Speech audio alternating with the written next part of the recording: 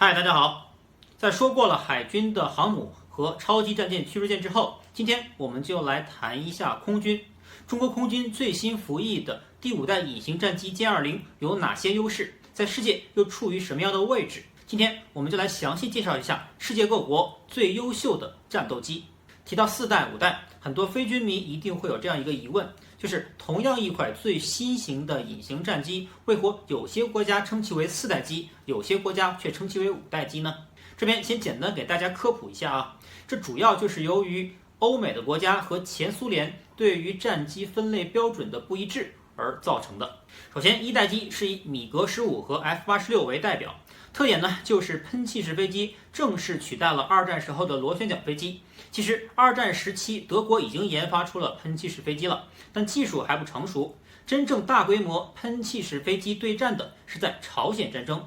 正是由于这一代美国并没有把它计算在内，所以美国对于级别的称呼就比苏联少了一代。接下来是2代机，米格19和 F100，特点呢就是以超音速为特征。3代机，米国21和 F4，以航电系统为特征，导弹和火控系统也日趋成熟。4代机，苏联是以苏27和米格29为代表，美国呢是 F15和 F16。这一代由于采用了空气动力学优化外形设计、复合材料等等，所以呢以高机动性为特征。最后就是5代机，主要有 F22、F35、歼20、苏57为代表。世界能达到这个级别的就是这4架飞机了，国家就是中美俄。特点呢就是 4S 特性、隐身性、超音速巡航、超机动性、信息化等等啊，这些大家也非常熟悉了。好，战斗机的级别搞清楚之后，我们就来看一下世界各国最优秀的战斗机。首先来看一下我国的歼20吧。歼20的成功可以说使中国成为继美国之后世界上第2个走完5代机的论证评价、设计、研发、原型机测试、定型生产、最终服役全部阶段的国家。这些对于飞机的研制每一项都缺一不可，非常的重要。接下来我们就来简单回顾一下歼20的心路历程。1997年，在美国，世界第1款5代战斗机 F-22进行了首飞，而就在同年，大洋彼岸的中国成都611所杨伟总设计师开始了中国第5代隐形战机研制工作，这就是后来的歼20。经过常年的研发测试，并在歼10上获得的经验，2008年歼20在国内5代机选型中中标，2009年首架歼20技术验证机制造成功。而就是这一年，空军副司令何为荣可能由于过于兴奋，在接受央视采访的时候说漏了嘴，将中国秘密研制5代机的消息透露给媒体。而随后张召忠出来忽悠，坚称中国没有在研制5代机，只是在做歼10改罢了。自此，张将军也坐稳了战忽局局座的位置，直到现在。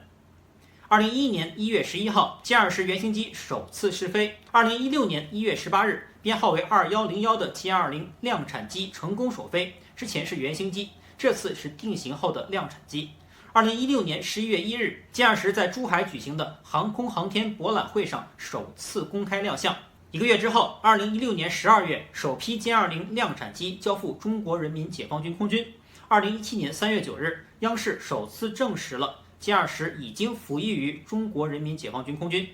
2017年7月30日，3机密集编队的歼20机群作为歼击机梯队的头阵，参加了庆祝中国人民解放军建军90周年阅兵。2018年，4架歼20参加了珠海航展。2019年11大阅兵，又有5架歼20亮相。歼20的特点，我们从图片可以看出，单座双发压式气动布局。单座就是飞机只有1个座位，双发就是注意飞机的后面有2个发动机。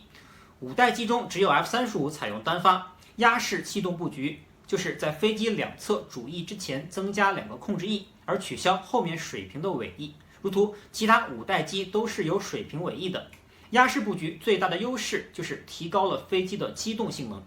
那么机动性能优异的歼20与 F-22单打独斗，谁能赢呢？恐怕还是会略逊一筹，主要是受制于发动机。到目前为止，歼20一共生产了多少架？而量产机是否已经搭载了国产的涡扇15发动机？到目前为止还是个谜。我们都知道，最初的几架，包括原型机在内，采用的还是俄制的 AL31发动机，当然其性能远远不能满足歼20的要求。所以等到歼20正式搭载了性能优异的国产涡扇15发动机后，也是歼20可以大规模量产并大规模列装于空军之时了。也让我们一起来拭目以待吧。好，在简单说完歼20之后呢，我们就来说一下世界各国的最优秀的战斗机。首先就是欧洲系的，是欧洲三雄。第一个就是法国的阵风，第二，除了法国之外的欧洲4列强，英、德、意、西合研的台风，第三个就是瑞典的萨博的鹰狮。之所以成为欧洲三雄呢，就是除了俄罗斯之外，欧洲最先进的3款战斗机了。但由于它们都是4代机，即使4代半也存在代差，所以在5代机面前就没有任何优势了。但是综合性能还是不错的，尤其是阵风，既能对空对地，也能成为航母的舰载机。就是我之前介绍过的，阵风也是法国戴高乐航母的舰载机。这3款战斗机都采用刚才提过的压式气动布局，所以机动性能也非常不错，也成为很多国家进口的选择，包括欧洲、中东的国家和印度、泰国等等。但不足之处也非常明显，就是航程，俗称的小短腿。主要由于欧洲国家的面积不大，不需要太大的作战半径，所以成为这类战机的短板。综合来说，这3种战机，阵风优于台风，优于瑞典的鹰狮。瑞典鹰狮排在最后，主要是因为它算轻型战斗机，而且又是单发，在国际上主要的竞争对手刚好是我国与巴铁合研的 FC-1枭龙战机。提到瑞典呢，就多说2句啊。瑞典这个国家很有意思，明明就是一个人口连上海1半都不到的小国，但时不时呢都会在世界边缘的角落闪耀着光芒。首先大家非常熟知的就是诺贝尔奖了，这个在全球都家喻户晓。另外就是高科技方面，比如我之前工作过的爱立信，这是除中国外西方为数不多在5G 方面加入竞争的公司，同样来自瑞典。而我之前也介绍过，5G 方面美国根本就上不了牌桌，请参考这期视频。另外一个大家不太了解的就是瑞典的军工了。瑞典的国防工业非常的发达，而且曾经研制过核武器，军工世界一流。其中研制的第4代战机就是刚才提到的萨博鹰狮 JAS-39了。提到萨博再多说一句啊，就是它是世界上最早把航空领域的涡轮增压技术引入到量产轿车的，所以萨博也生产汽车，而后瑞典的萨博轿车也销往了全世界，非常的厉害。那最后由于09年美国次贷引发的全球金融危机而濒临破产，最后谁救了它呢？没错，就是中国。2012年，萨博汽车由于中国背景的企业的注资而重新复活，救命之恩，瑞典当然感激涕零了。那用什么作为回报呢？当年的诺贝尔文学奖就颁给了一位中国人。恐怕很多人记得这件事，但可能并不清楚他们之间的关联吧。好，说完了欧洲三雄，我们再来说一下俄罗斯的战斗机。与乏善可陈的水面舰艇不同，俄罗斯的空军一直都非常的强大，而且一直都是美国最重要的竞争对手。目前最先进的是第5代的战机苏57，苏57的原型机叫 T50， 早在2010年进行首飞，比中国的歼20早了1年，但直到2019年才投入批量生产。俄罗斯军方呢也证实了苏57即将服役的消息，第一批的苏57一共76架，交付时间将持续到2028年。但年底12月的时候，第1架量产机苏57却意外发生了坠毁，也为其后的服役蒙上了一层阴影。但无论如何，俄罗斯在航空动力上的成就还是不容小觑的，技术积累并不少，所以也成为世界仅次于美国和中国第3个有能力研制并生产5代机的国家。这也是吸引了雄心勃勃的印度与之合作，共同来研制苏57。印度的想法很简单，搞5代机的国家本来就3个，加入合作既能优先打折购买，又能学到5代机技术，能从俄罗斯这个超级军事大国学到哪怕一点点5代机技术，也是赚到了。但令印度万万没想到的是，还真的一点点都没有学到。俄罗斯拉印度进来，只是想让印度人花钱，核心技术怎么可能分享给外人呢？这跟美国在 F-35项目拉一堆国家来合作共同研发一样的道理。而后随着合作的深入，印度除了5代机技术没有学到之外，还发现苏57的隐身性能并不尽如人意。如果一款飞机无法做到隐身，即使其他再强大，也只是一架4代机而已。所以印度在花费了巨额的学费和打了一轮酱油之后，果断止损，退出了该项目。没错，三哥发现的也确实是苏57最大的问题，就是其隐身性。早在上个世纪，俄罗斯在隐身战机开发上就一直落后于美国，所以另辟蹊径，提出等离子隐身技术来开发五代机，其中米格 1.44 和 S-37就是为这项技术量身定做的。但好景不长，由于各种原因，最终纷纷下马，最终只留下了 T50，而 T50隐身性能甚至还不如前两者。正面 RCS 也就是雷达散射面积达到了 0.4平方米，这对于一款五代机来说远远不能达标。要知道，上世纪80年代的 F117正面 RCS 就达到了 0.01的水准，而庞大的 B2 轰炸机仅 0.001平方米，后来的 F22也达到了此水准。而中国的歼20即使外挂副油箱后， RCS 依旧比苏57要小得多。当然，以上这些数据都是各国专家通过 RCS 仿真实验分析后得出的数字，准确的结论就要靠各国用自己最先进的各个波段的相控阵雷达去扫自己的五代机了。至于真实的数字到底是多少，谁也不会告诉你的。但不管怎样，隐身性确实是苏57最大的短板。好，说完了俄罗斯之后，我们就来谈一下这个世界上最早拥有五代机的美国吧。首先就是 F-22，一共建造了195架，其中8架的实验机和187架的量产机。F-22呢，最早是源于1981年美国航空系统部的 ATF 计划，也就是先进战术战斗机的计划。目的呢是为了替换当时现役的 F-15，并可在欧洲空战中猎杀苏联的米格29。两组共4家公司进行了竞标，最终呢由洛克希德将飞机设计的前卫而漂亮，击败了竞争对手而最终得标，这就是后来的 F-22，并于1997年完成首飞，2005年正式服役。它的优秀性能自不必说，世界第一款的五代机，因此由 F-22确立了五代机 4S 的标准。流线型的外形设计也使其隐身性超过了其他几款五代机。但最大的问题是它的飞机尺寸，由于要达到隐身，所以武器不能外露，这样 F-22就要对本身不大的机体有所取舍，所以内载燃油就被牺牲掉了，这样就限制了它的航程，航程太短也成为 F-22最大的短板。但由于 F-22设计之时是冷战的大背景之下，对手是苏联的米格29，主要战场呢当然就是中欧，所以航程也就没有那么重要了。但如果战场发生在西太平洋，那情况则完全不同。之前提到的歼20由于在发动机上的明显劣势，在与 F-22的单打独斗上占不到便宜。但如果战场发生在西太平洋， F-22的航程缺陷就会表露无遗。火箭军会先摧毁琉球和关岛的机场，这样 F-22再参战就必须要用加油机。但一架先进战斗机需要加油机才能参与战斗，在明显没有空优的前提下，其战力将会大幅下降。而由于整体设计思路和定型都在上个世纪，也限制了 F-22可以通过后期的升级得以改进，如航程和对地攻击的薄弱等等。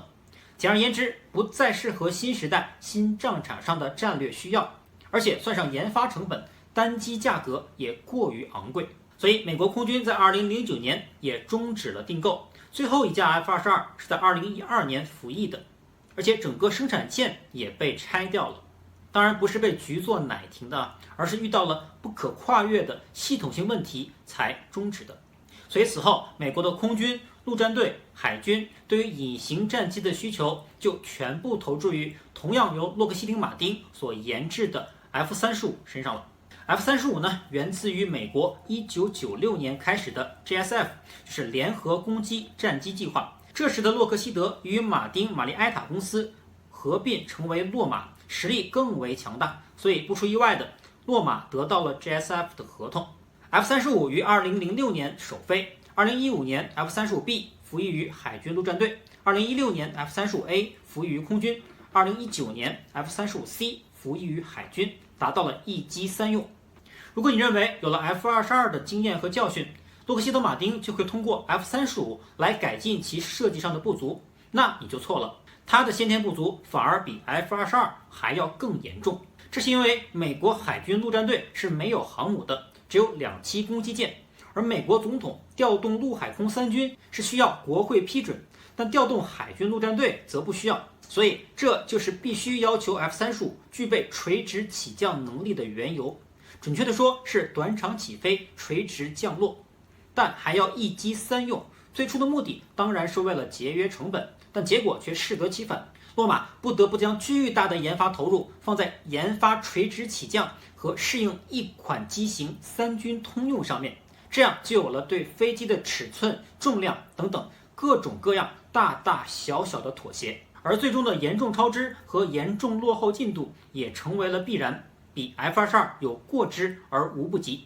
而这种妥协也体现在了发动机上。为了要达到垂直起降的目的，使 F-35成为4款5代机中唯一使用单发动机的机型。我们来看这幅图啊，从左至右分别是歼20、苏57、F-22、F-35C。最右侧的 C 型呢，也是 F-35系列最大的一款。我们可以清晰地看出 F-35在外形尺寸的设计上极为局促，而且还要塞进大功率的发动机、内置武器舱、航电液冷系统，还有8吨多的燃油。而我们都知道，为了便于操控，像燃油和内置武器这种会随时离开飞机的东，是要尽量贴近飞机的重心。但由于 F-35的单发设计，中心线必须留给发动机，弹舱放在两侧，但空间有限，只能做成这个样子。飞机腹部鼓起来好几块，不仅难看，最重要的是破坏了原本设计的平整，自然无法与 F-22和歼20平坦的腹部相比，这样也就影响了其隐身性能。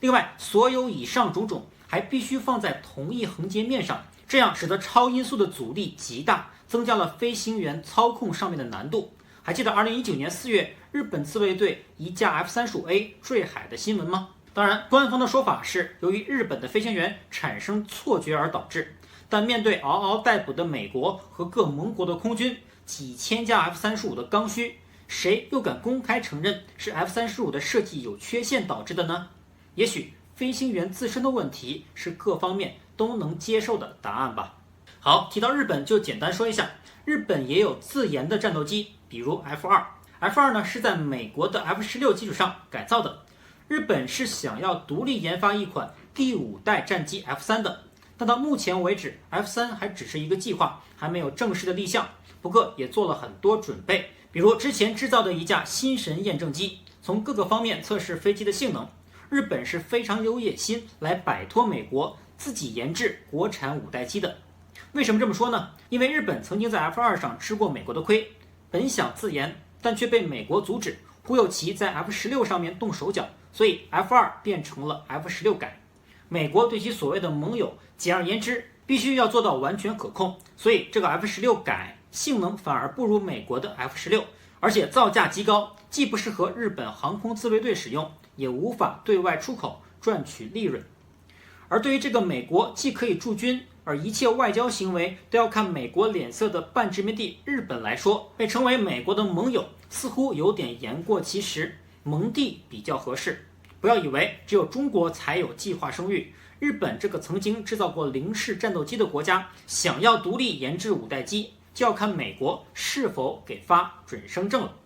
好，以上就是各国最先进的战机，美、中、俄无疑在先进战斗机，尤其是在5代机的研发上面走在了世界的前列。它们各有各的优势，又都有明显的短板，如 F-22的航程和对地打击，歼20的发动机，苏57的隐身性能和 F-35的各种妥协而导致的设计缺陷等等。对于中国空军而言，歼20能够拿来跟美俄等各先进战机进行比较，已经是不小的成就了。歼20的成功无疑标志着中国空军具备了从原来只能仿制到现在可以自研世界最优秀战机的能力，其意义非常重大。一个大国的崛起，单单经济上是不够的，军工的发展壮大是其不可或缺的一环。所以还是那句话，中国军工加油吧！好，本期视频就录到这里，我们下期视频再见。